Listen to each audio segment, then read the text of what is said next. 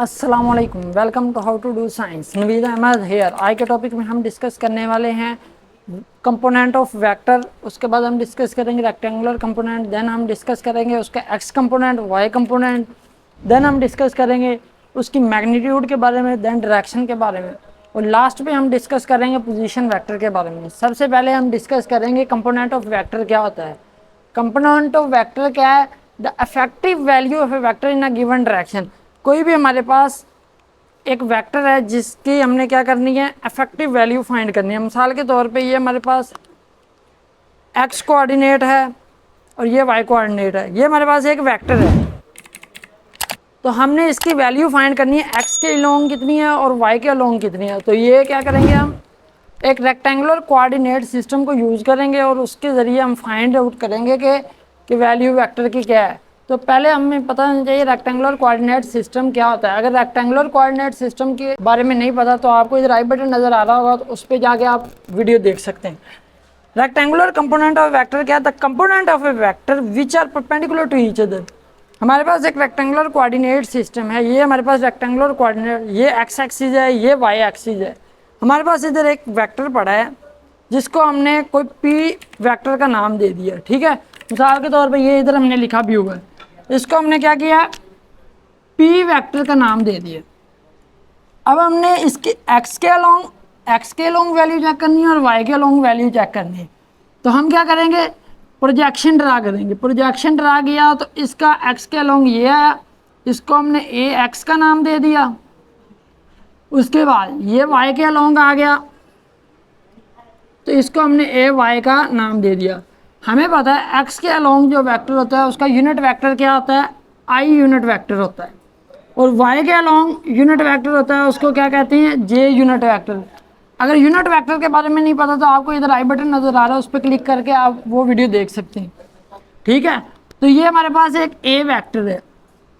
अब हमने क्या फाइंड करना है जी, हेड टू टेल रूल के ज़रिए फाइंड आउट करते हैं कि एक वेक्टर ये है, एक ये है और ये रिजल्टेंट वेक्टर है।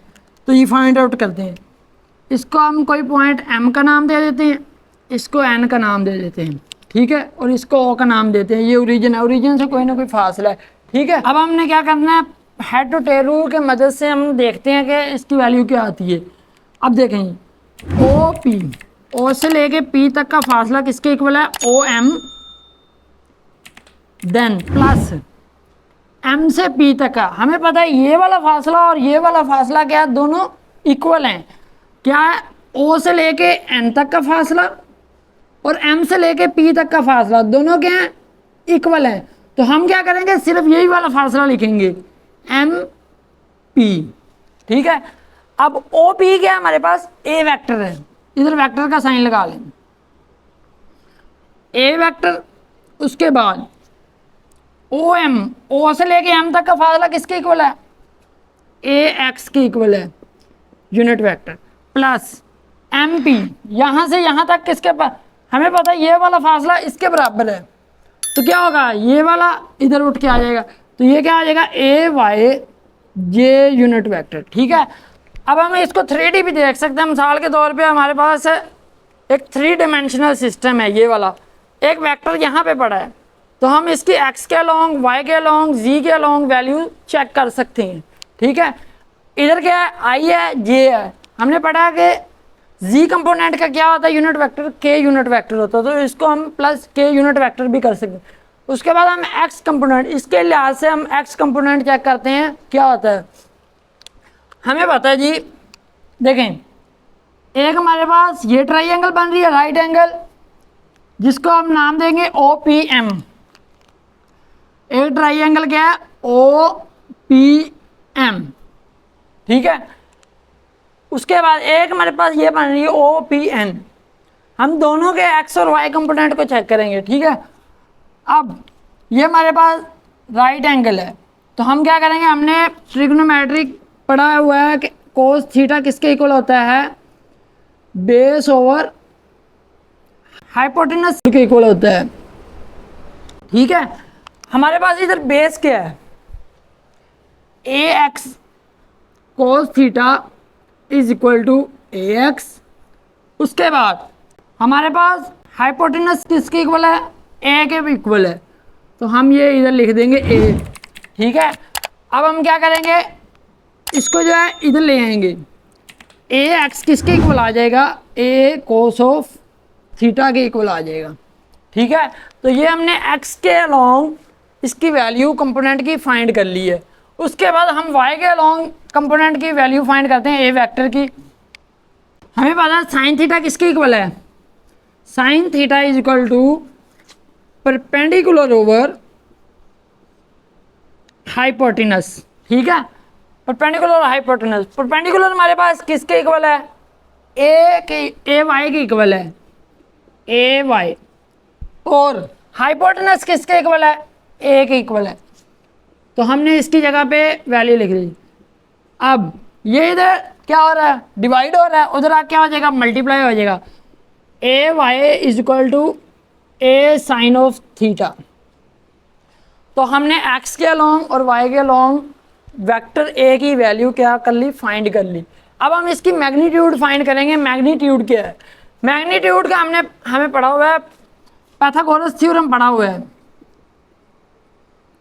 पाइथागोरस थ्योरम हमें क्या कहता है, पाइथागोरस थ्योरम कहता है हाइपोटेनस का स्क्वायर ओ से लेके पी तक का डिस्टेंस, ओ पी का square is equal to O M का स्क्वायर प्लस एम से पी तक का डिस्टेंस, एम पी का स्क्वायर। ओ से पी तक का डिस्टेंस किसके इक्वल है, ए वेक्टर के इक्वल है। तो इधर हम क्या लिखेंगे, ए का square is equal to O से एम तक का फासला किसके इक्वल है, ए एक्स के इक्वल है, प्लस ए वाई के स्क्वायर एम से पी तक। अब स्क्वायर को ख़त्म करने के लिए हम दोनों साइड पे क्या लेंगे, अंडर रूट लेंगे, तो ये वाली हमारे पास वैल्यू आ जाएगी। तो ये हमारे पास क्या आ गई, उस वेक्टर ए की क्या आ गई, मैग्नीट्यूड आ गई। इस वेक्टर ए की मैग्नीट्यूड हम उसके ज़रिए से क्या कर सकते हैं, फाइंड कर सकते हैं। उसके बाद हम इसकी डायरेक्शन फाइंड आउट कर सकते हैं। डायरेक्शन फाइंड आउट करने के लिए हमें पता है टेन थीटा का यूज़ किया जाता है। टेन थीटा किसके इक्वल होता है, परपेंडिकुलर ओवर बेस, ठीक है।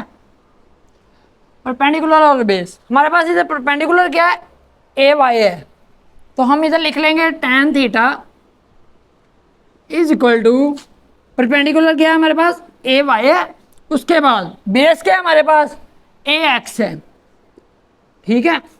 अब टेन इधर क्या हो रहा है, उधर जाके क्या हो जाएगा, इन्वर्स हो जाएगा। Theta is equal to tan inverse A Y over A X. तो इसके ज़रिए से हम क्या कर सकते हैं, किसी भी वेक्टर की डायरेक्शन फाइंड आउट कर सकते हैं। ये वेक्टर इधर क्या है, थीटा एंगल कुछ ना कुछ बना रहा है, तो उसकी वैल्यू हम क्या कर सकते हैं, इस फार्मूले के ज़रिए से फाइंड आउट कर सकते हैं। उसके बाद है हमारे पास पोजीशन वेक्टर। पोजीशन वेक्टर के बारे में आपको बताऊं कि क्या होता है जी, इसको इधर ही कर लेते हैं। सो पोजीशन वेक्टर क्या होता है, कोई भी हमारे पास ये एक मिसाल के तौर पे इसी सिस्टम में हम समझते हैं कि क्या है जी, अब एक पार्टिकल है वो इधर पड़ा हुआ है, तो हम क्या करेंगे, एक वेक्टर शो करते होते हैं, उसको रिप्रेजेंट करने के लिए जो वेक्टर शो करते होते हैं उसको क्या कहते हैं, पोजीशन वेक्टर। अब इस पार्टिकल को शो करने के लिए हमने एक वेक्टर ड्रा किया, तो वो क्या था, इसका पोजीशन वेक्टर। इसको आर के साथ डिनोट करते हैं, पोजीशन वेक्टर को हम आर के साथ डिनोट करते हैं, ठीक है। उसके बाद 3D में भी हम देख सकते हैं इसको, और 2D में भी देख सकते हैं। अगर ये आज का हमारा लेक्चर था, अगर आपको हमारी वीडियो अच्छी लगी है तो इसको लाइक करें, कमेंट करें और अपने दोस्तों के साथ शेयर करें। अल्लाह हाफिज़।